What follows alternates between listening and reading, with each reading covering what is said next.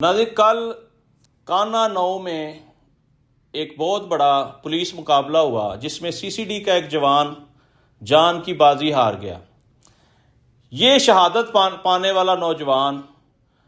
دو بدو ڈاکوؤں کے ساتھ پولیس مقابلہ کر رہا تھا اور بتایا جا رہا ہے کہ 2 ڈاکو موقع پر جو ہے وہ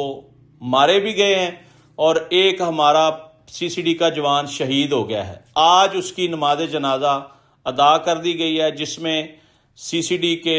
جو ہیڈ ہیں ظفر چٹھا صاحب اور آئی جی پنجاب اور وزراء نے بھاری تعداد میں شرکت کی، اور سی سی ڈی اپریشیٹ کرنے کے لائق ہے۔ سی سی ڈی کی وجہ سے پنجاب میں امن ہے،